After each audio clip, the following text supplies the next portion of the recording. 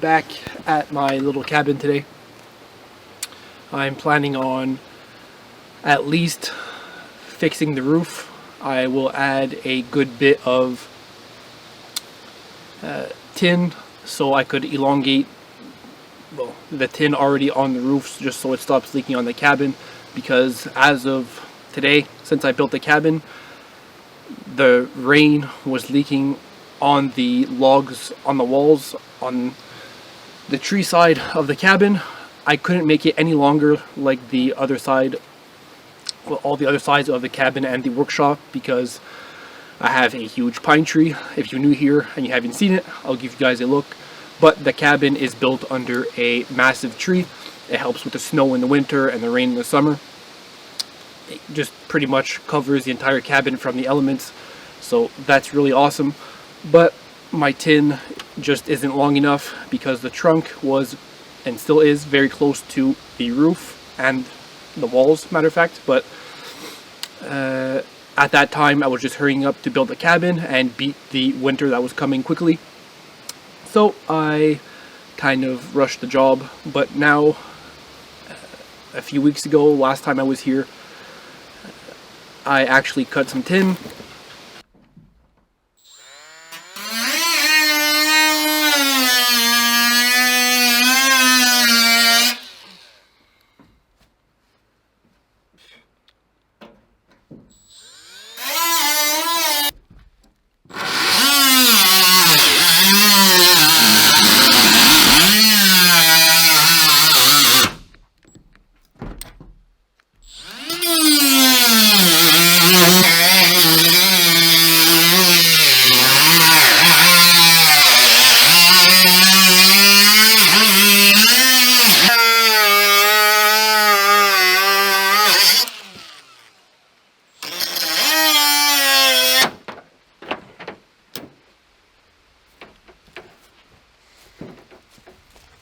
I'll throw in some footage of that in this video, but it was raining pretty hard and I didn't want to damage any video equipment, so I abandoned project and I'm back here today. So if you guys enjoyed the video, like always, consider liking and subscribing if you enjoy. Let's get started.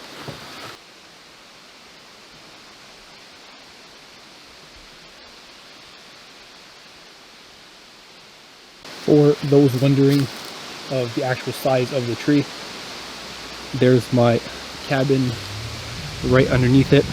Don't mind the solar panel to the left, that's an upcoming project, but the tree is absolutely massive. Hopefully the roots hold it and the treetop holds during high winds, but yeah, that is a humongous tree. You could actually see how much space I have in between the tree and the roof itself. The walls, I have a good 16 inches, I'm okay, but the roof is the issue, so I will just elongate the tin as much as I can, and when it comes to the tree, I'll try to cut it or groove it, pretty much just try to make a custom workaround, because I'm on a budget here and I'm using all the recycled materials that I have.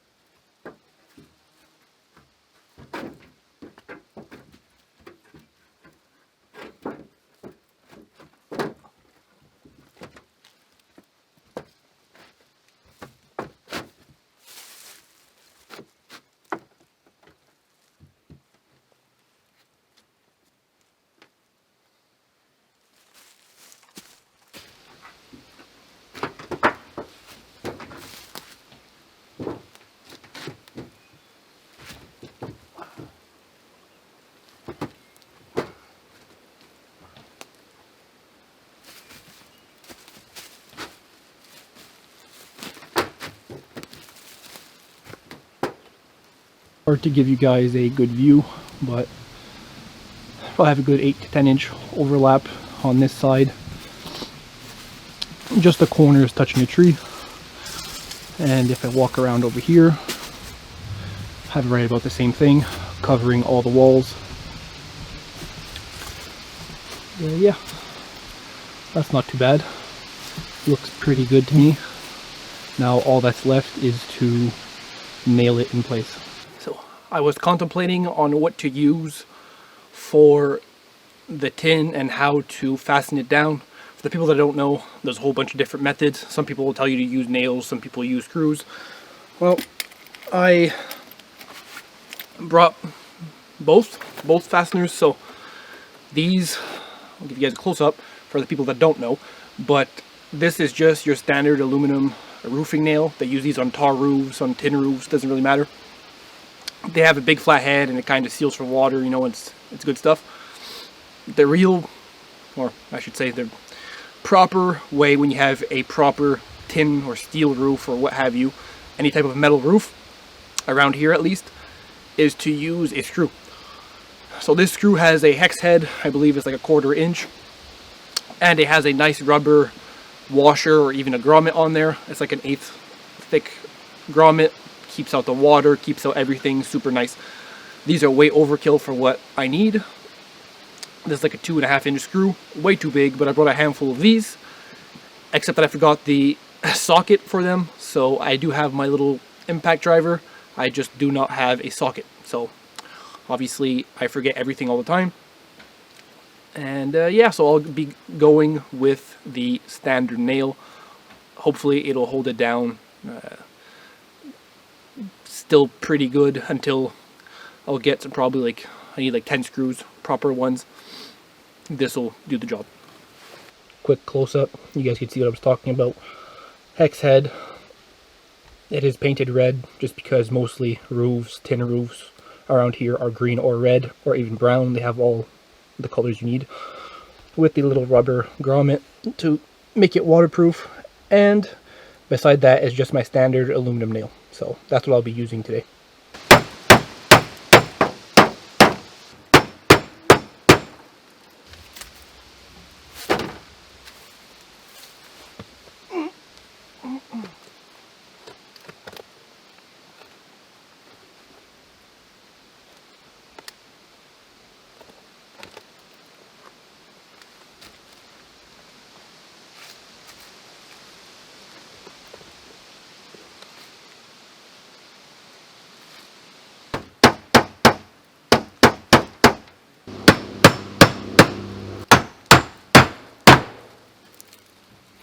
You guys can see the big white strip, that's everything nailed down.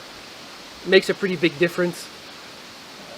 It will, I'm sure, work quite effectively, at least a whole lot better than it did before. But yeah, that's pretty much all I could do for now. I will come back with some bolts to kind of secure the ends to the actual cabin roof tin, just so it doesn't flop around. But apart from that, it's pretty much all I'll do for the roof for today. Pretty happy with the results. It's quick and simple and it works. For the people that wonder if I get squirrel damages or mice eat everything and how I deal with said messes that they leave, I'll head inside. I'll show you guys really quick. I'll have to turn the brightness up on the camera because it is dark in my little cabin, but I will show you how I kind of deal with holes in the logs. I've had much worse than what I'm about to show you, but it's pretty easy. All the chinking between my logs is actually some window and door caulking. I will show you guys the tube. The people that have been watching for years know this, but I will show you guys just the average tube, average brand that I used. It's obviously brown because I want it to be period looking, so 19th to 18th century. That's what I wanted, a hunter-trapper style cabin. Mosquitoes are terrible, but yeah, that's what I wanted. Kind of looks like mud, like original chinking, so that's what I just went with. And at the time when I built the cabin, that was one of the cheapest options. One of the downsides is that a motivated mouse or even a squirrel, it's usually squirrels, will chew right through the caulking. So I'll show you guys how you easily prevent that, and even if you're building your cabin, some tricks that you could use. So let's head inside and I'll show you guys what I will do to fix that. Before heading inside, so you guys could see, here is the brand that I bought. Before it was another brand, but I guess it's out of business. It was before COVID, so a good 5-6 years ago when I started building the cabin. Now I just use this brand, pretty much the cheapest stuff. There's some tubes that are like 50 bucks a pop. These, at the time that I was building a cabin, were $2.70, so $2.70 each. It's a super cheap option. But like, you could, like I said, and you could see, it is not the same brand. But here is the product. I squeezed some out. It's brown, looks like mud. Works great. Some different brands that you could use, they will become hard, some become soft. I don't know, I guess it depends on the brand and the price. I don't know. This one is a little bit softer than the one I originally used, but I really don't care. So sorry for the darkness, but that's all I have. So, proper way of fixing this. It is indeed a fast, easy, and just super quick way, again, of fixing the problem. You get a bundle of cheap steel wool. This is just the coarse stuff. You don't use this very often. It's very, very rough. So you take this, you take your hole, and you just stick it in the hole. If you really don't care, you could just leave it like that. No animal is going to go and just chew on some steel like wool, so they will not come back to this exact same spot. I'll go a step further and I'll put caulking all over it, just so I know it's going to be 100% completely blocked out. But if I'd want to, I could just leave the steel wool there, and I'm for sure guaranteed that they won't come back. You guys can't see anything except for a little spot of light, but this hole is a good 4 inches wide and about 1.5 inches thick. So let's see, I'll block it. My almost whole hand fits in there. They just ate through the logs and through the chinking, and yeah, I'll block it off real quick with some caulking and steel wool and be done with it.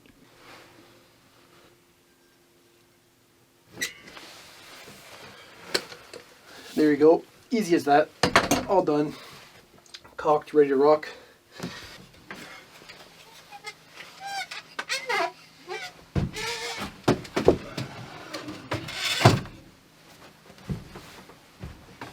I get asked quite a few questions on all my videos, and one of those questions are that people are doubting that I have a bed on here, or in the cabin I should say, when usually most of the time I'm sitting right on it.